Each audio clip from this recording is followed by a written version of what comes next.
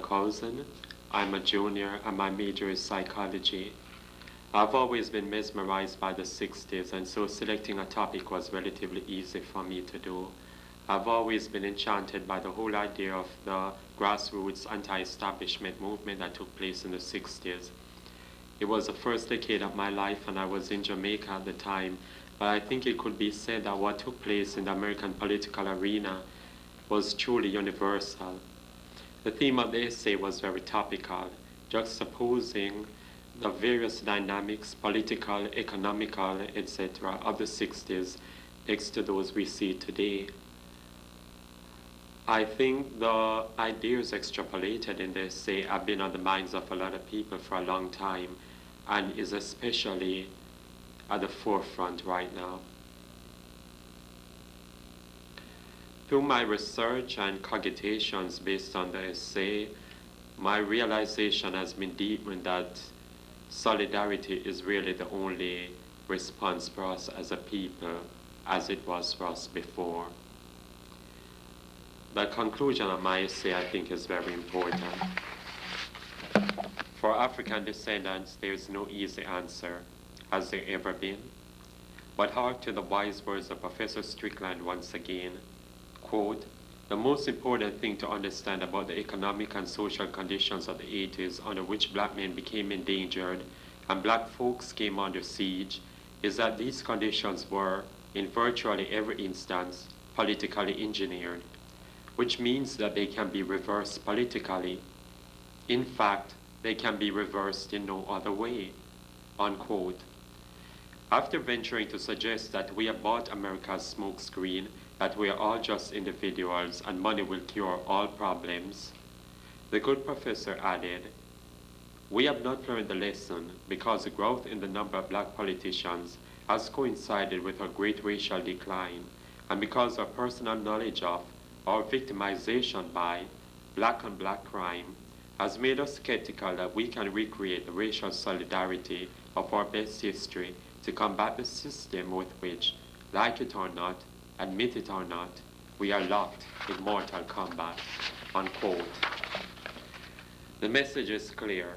Particularly in these troubled times, solidarity may be the litmus paper test that will ultimately decide our survival and possible advancement.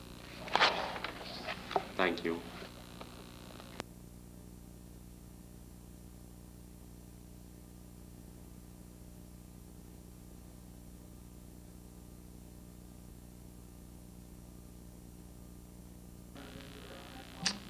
First, I'd like to say that I'm honored to have been chosen to be the recipient of Medgar Evers College African American History Award and to thank Professor Bennett for involving me in the contest. My name is Kalila Shabazz, and I am a returning student at Medgar Evers College on the senior level. My major is in education, and I am pursuing a career change from school secretary to Common Branch elementary education teacher. I am married and have 3 teenage young adults. I entered the essay contest as a result of reintroducing myself to Professor Bennett. She in turn asked if I would participate in the essay contest. At first I hesitated because of my college workload. Then I remembered how helpful Professor Bennett was during my freshman year when I knew very little about research and the mechanics of writing. Therefore, I decided to write an essay. I chose my topic, the role of black women in the civil rights movement, a comparison and contrast of the 1960s and the 1990s, because it was one of the most interesting topics available. After long hours of research, I came up with this topic for my essay. My research has influenced me tremendously. I am motivated even more to strive toward change because I know after difficulty comes ease. Women like Fannie Lou Hamer and others didn't know that from their struggles of the 1960s, we would reap the benefits in the 1990s. I've always known, but now I'm convinced that black women are the movers and shapers of our society. And as Fannie Lou Hamer once said, whether we have a PhD, a DD, or no D, We're in this thing together. Thank you.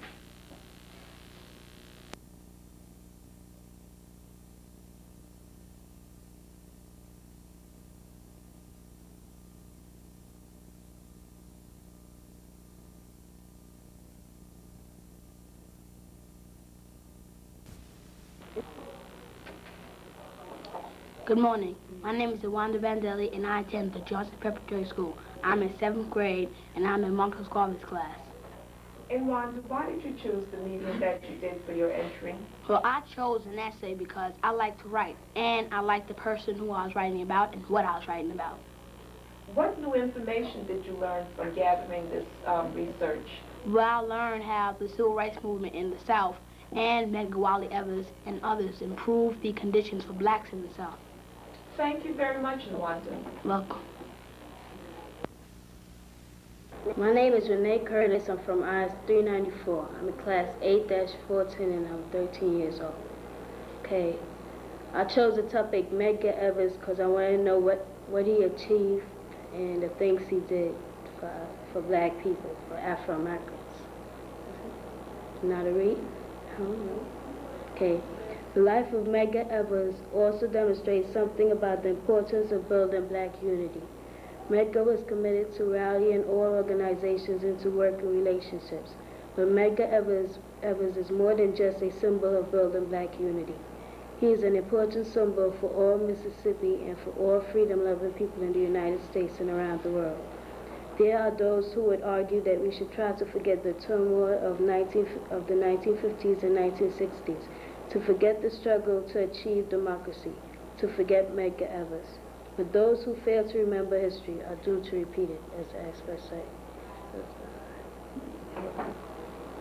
My name is Craig Burt. I'm from class 8410, school IS 394. I'm age 13 years old. For me, Medgar Wiley Evers is a true patriot and an inspiration. He was a selfless, fearless person who gave his life for the betterment of black people.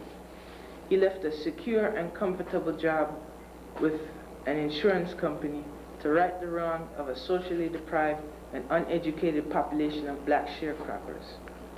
Medgar Evers embodies all that today's youth should emulate. He made education a priority. He knew what he wanted to do with his life and pursued it with enthusiasm.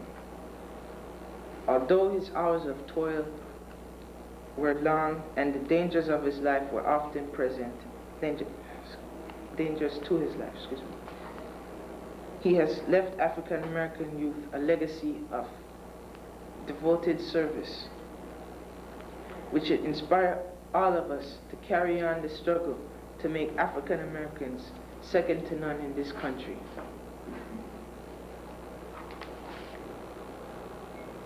My name is Tanisha Walker, and I'm a sophomore at Samuel J. Tilden High School.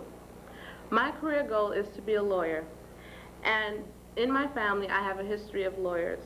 I love to argue, and that's the reason why I'd like to become a lawyer. I also believe in expressing my opinions on justice and how it should be served. I feel that I'll be able to express my opinions on justice and in how it should be interpreted for people of color. I chose to do my report on Medgar Evers because not many black people, African Americans, know his story and his untimely death. He was a civil rights leader who fought for the freedom of black Americans, as well as fighting for an end to segregation, bigotry, and voting rights for blacks. Medgar Evers struggled in many battles, and his work reflects his determination of equal justice. I believe that people should be aware of what he did. All children, especially children of color, should know more about African American heroes and the ones we call our heroes. Let them know that we did not receive our rights on a silver platter. We had to struggle and earn our rights. They did not come easy. They were fought long and hard. When Medgar Evers stated, "If I die, it will be in a good cause," I've been fighting for America just as much as the soldiers in Vietnam.